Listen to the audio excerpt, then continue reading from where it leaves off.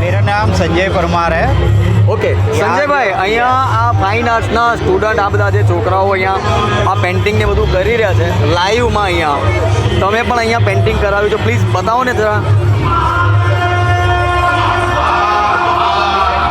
Okay, આ બંનેના painting please તમારો એક્સપિરિયન્સ શેર કરો ને. અહીંયા મેં મારું અને મારા બે બાળકો રુદ્ર અને આરવનું પેઇન્ટિંગ બનાવરાયું. અહીંયા ફાઇન આર્ટ્સના સ્ટુડન્ટ બહુ સારી મહેનત કરી રહ્યા છીએ. ઓકે. અને આજે મારા બંને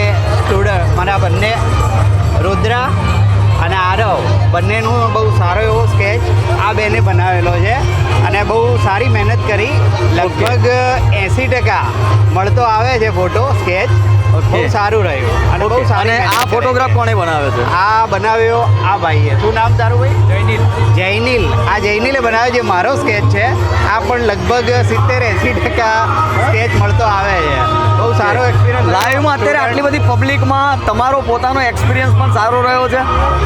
આ તમારો એક એક્સપિરિયન્સ એવું લાગે છે કે વિદ્યાર્થીઓને બહુ જ બધું પ્રોત્સાહન પૂરું પાડશો, તો એના વિશે તમે શું કહેશો? ના, સ્ટુડન્ટ હજુ તો શાયદ આ 5 વર્ષનો કોર્સ છે અને સેકન્ડ યરના સ્ટુડન્ટ છે. એટલે સેકન્ડ યર્સના સ્ટુડન્ટ પ્રમાણે બહુ જ સારું મહેનત કરી છે અને લગભગ બહુ સારો સ્કેચ બનાવ્યો છે બાળકોનો અને મારો પણ. એટલે હજી સેકન્ડ યર મતલબ 3 વર્ષ હજી ભણવાના બાકી છે. ઓકે. તો હજી બીજા વર્ષમાં છે છતાં પણ બહુ સારો પ્રયત્ન કર્યો છે, સારી મહેનત કરી છે.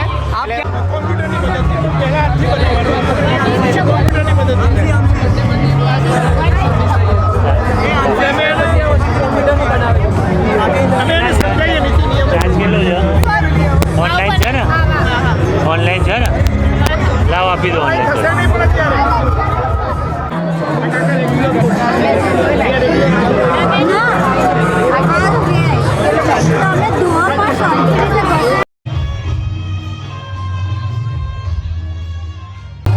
નમસ્કાર સાહેબ, પ્લીઝ તમારું નામ જણાવો ને. મારું નામ રાજેન્દ્ર પટેલ છે. ઓકે, અને આ સર આ જે એક્ઝિબિશનમાં આજે વિન્ટર ફેસ્ટિવલ 2026માં જે આયોજન કર્યું છે, ક્યાંના સ્ટુડન્ટ છે અને કોણ છે ને સર પ્લીઝ? વિન્ટર ફેસ્ટિવલની અંદર આ અમારા ફાઇન આર્ટ્સ કોલેજ મહેસાણાના સ્ટુડન્ટ છે, D progressive college of fine arts. Okay. અને એના 5 વર્ષ ડિપ્લોમા કોર્સ ચાલે છે. એના સ્ટુડન્ટો છે અને સ્ટુડન્ટો અમારા કલેક્ટર સાહેબનો હુકમ આવ્યો કે તમને એક સ્ટોલ અમે ફ્રી ફાળવીએ છીએ અને એમના આશીર્વાદથી અમે આ છોકરાઓને અહીંયા પબ્લિક સુધી લાવી શક્યા છીએ. ઓકે, તો સર આ 3 દિવસથી આ ફેસ્ટિવલ ચાલે છે. અહીંયા જોયું છે કે એટલા બધા સ્ટોલના અંદર તમારે અહીંયા બહુ જ ક્રાઉડ છે. આ જે બધા સ્ટુડન્ટો છે એ સ્ટુડન્ટોને આ ક્રાઉડના સાથે સાથે આ એક્ઝિબિશન અને વિન્ટર 2026નો આ પહેલો આ અનુભવ છે અહીંયા મહેસાણાની જનતાને. તો તમારો પોતાનો એક્સપિરિયન્સ અહીંયા પહેલાં કેવો રહ્યો?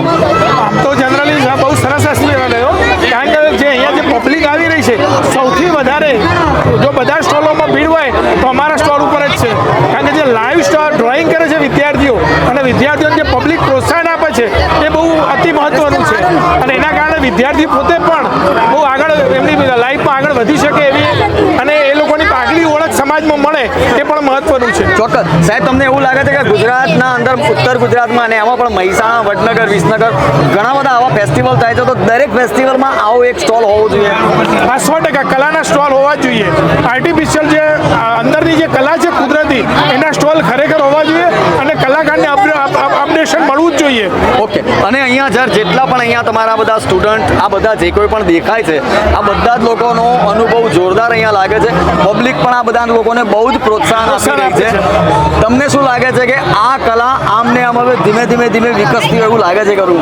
કલા આમ તો જનરલી હું તો જોવા જાઉં છું તો લુપ્ત થતી જાય છે, પણ જ્યારે જો પબ્લિકનો આવો સહકાર મળશે તો 100% આ અગ્રેસર આગળ વધતી જશે અને કલાનું મહત્વ વધતું જશે તો કલા જળવાઈ રહેશે. કારણ કે કલા સમાજમાં જળવાવી બહુ જરૂરી છે. કે સૌથી મહત્વનું પાસું છે સમાજનું કલા. કોઈ પણ પ્રકારની કલા હોય અને કલા બહુ જરૂરી છે. ઓકે, અને અહીંયાથી આ MMC દ્વારા આજે પ્રયત્ન કર્યો અને તમને સ્પેશિયલ સ્ટોલ ફાળવ્યો તો એમના તમે 2 શબ્દો શું કહેવા માંગશો? MMC સાહેબનો પહેલાં તો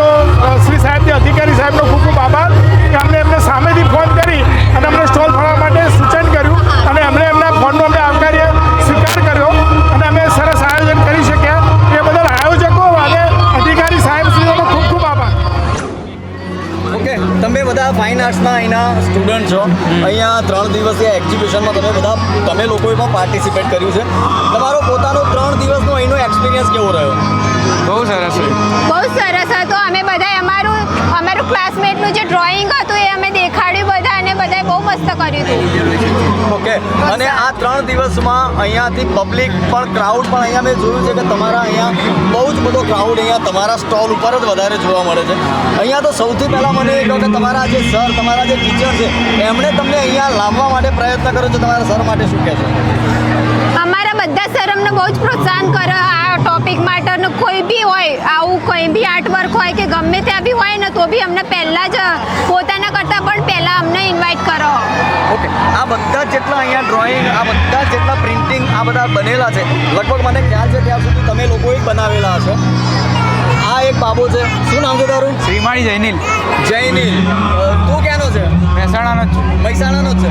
તારો પોતાનો એક્સપિરિયન્સ અહીંયા કેવો રહ્યો? બહુ સરસ છે. અહીંયા જે લોકો લાઈવમાં અત્યારે ફોટોગ્રાફી અહીંયા લોકો બનાવે છે, હા. 80-90% એ લોકોના ચહેરા 100% મળતા આવે એ પ્રમાણેનો તમે પ્રયત્ન કરો છો.